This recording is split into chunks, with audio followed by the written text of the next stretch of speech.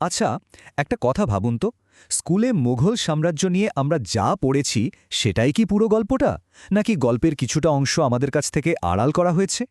ভারতের পাঠ্যক্রম নিয়ে যে তুমুল বিতর্ক চলছে, আজ আমরা তার গভীরে যাব, আর এমন কিছু ঐতিহাসিক প্রমাণ দেখব যা হয়তো এতদিন আমাদের চোখেই পড়েনি।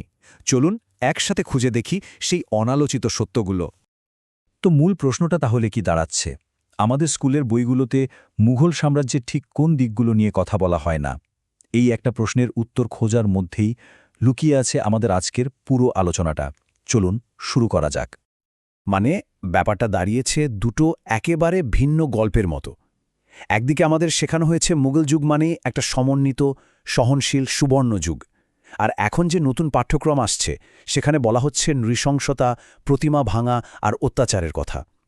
এই দুই চরম বিপরীতধর্মী ছবির মধ্যে আসল সত্যিটা কোথায়? এই দ্বন্দ্বটাই আমরা আজ বোঝার চেষ্টা করব।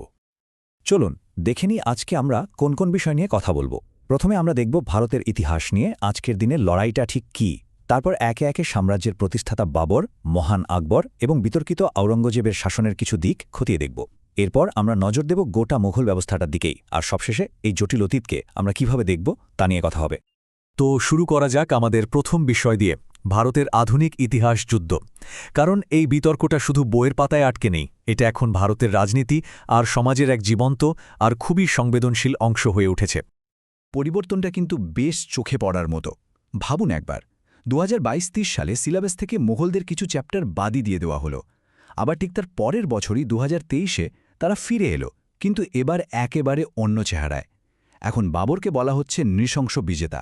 চিত্তরগড়ে আকবরের চালানো গণহত্যার বিস্তারিত বিবরণ যোগ করা হচ্ছে। আর আওরঙ্গজেবের মন্দির ভাঙার আদেশের কথাও এখন পাঠ্য বইয়ে থাকছে। হঠাৎ করেই বদল কেন? বিতর্কের কেন্দ্রবিন্দু কিন্তু এটাই। আর এখানেই সবচেয়ে ইন্টারেস্টিং ব্যাপারটা, এনসিইআরটি নিজেই কি বলছে দেখুন।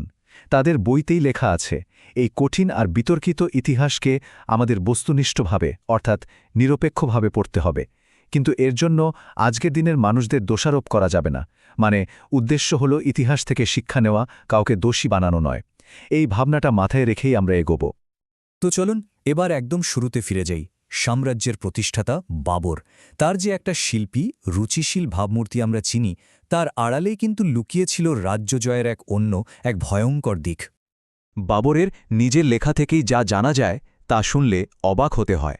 তিনি সন্ত্রাসকে একটা রাষ্ট্রীয় নীতি হিসেবে ব্যবহার করতেন। ভাবা যায়, লাহোর শহরকে পুরোপুরি পুড়িয়ে দেওয়ার আদেশ দিয়েছিলেন তিনি। শুধু তাই নয়, শত্রুপক্ষের মনে ভয় ঢোকানোর জন্য তাদের কাটা মাথা দিয়ে মিনার বানাতেন, যা তৈমুরি প্রথায় কাল্লা মিনার নামে পরিচিত ছিল।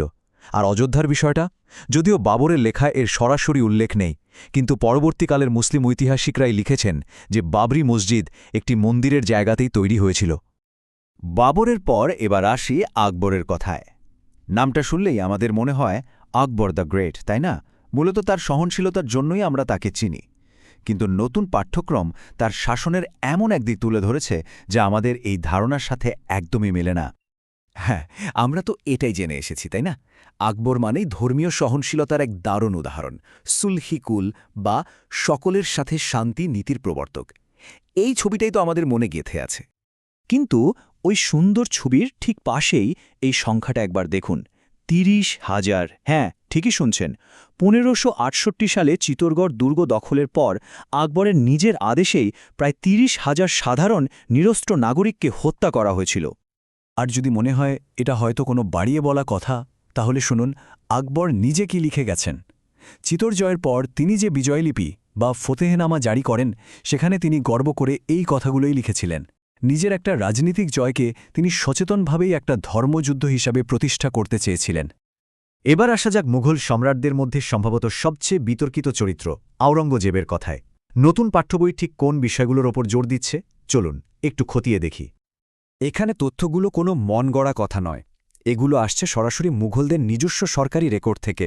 যেমন ঔরঙ্গজেবের আমলের সরকারি ইতিহাস মাসির-ই-আলমগীরিতে পরিষ্কার লেখা আছে যে সম্রাট কাশী বিশ্বনাথ মন্দির ধ্বংসের নির্দেশ দিয়েছিলেন।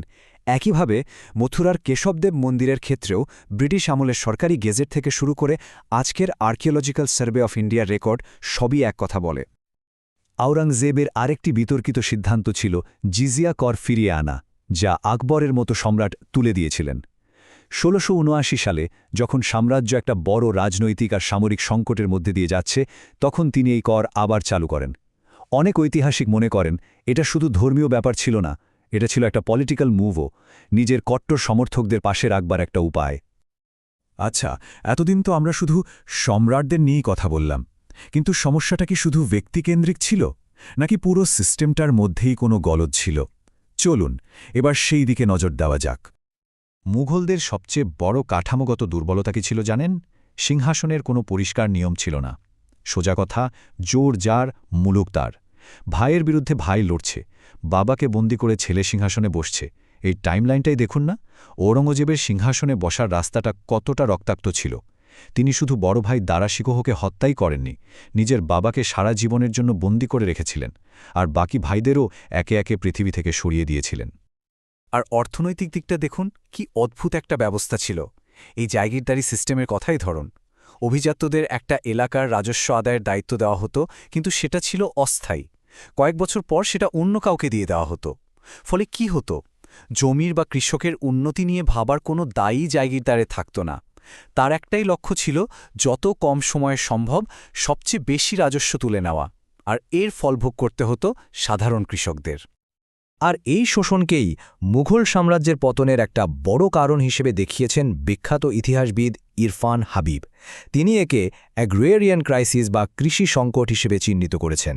তার মতে, আমরা যে কৃষক বিদ্রোহগুলোকে প্রায় ধর্মীয় সংঘাত বলে ভুল করি, সেগুলোর আসল কারণ ছিল এই চরম অর্থনৈতিক শোষণ। তাহলে আমরা যা কিছু দেখলাম, এই অন্ধকার দিকগুলো কি আসলেই নতুন কোনো আবিষ্কার? একদমই না। সত্যি বলতে এই তথ্যগুলো সিরিয়াস ঐতিহাসিকদের মধ্যে বহু দশক ধরে আলোচিত হয়ে আসছে।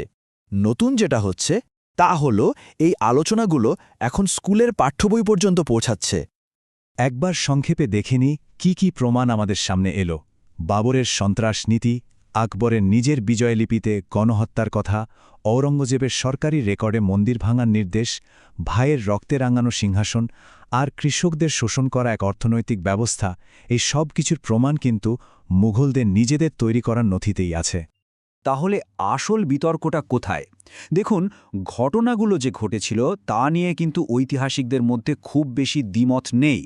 বিতর্কটা হলো এই ঘটনাগুলোর পেছনের কারণটা কি তার ব্যাখ্যা নিয়ে। কেউ বলেন ধর্মীয় কারণ, যেমন যতনাথ সরকার, কেউ বলেন অর্থনৈতিক শোষণ, যেমন ইরফান হাবিব, আবার কেউ বা রাজনৈতিক কারণকে বড় করে দেখেন। তাহলে আমাদের কি করা উচিত? আসল চ্যালেঞ্জটা হলো কোনো সহজ লেবেল না লাগানো। একদিকে সুবর্ণযুগ বলে সবটা ভালো বলে দেওয়া, বা অন্যদিকে অন্ধকার যুগ বলে সবটা খারাপ বলে দেগে দেওয়া, দুটোই কিন্তু ইতিহাসের সরলীকরণ। সত্যিটা এর মাঝের কোনো একটা জটিল জায়গায় লুকিয়ে আছে। শেষে আমরা সেই গোড়ার প্রশ্নেই ফিরে আসি। ইতিহাস আমাদের কি শেখায়? এর উদ্দেশ্য কি শুধুই জ্ঞান দেওয়া, নাকি পুরনো বিভেদকে উস্কে দেওয়া? ভাবুন তো, অষ্টম শ্রেণীর একজন পড়ুয়াকে আমরা ইতিহাসের কোন পাঠটা দিতে চাই? এই প্রশ্নটি নিয়ে ভাবার ভার আপনাদের ওপরই রইল।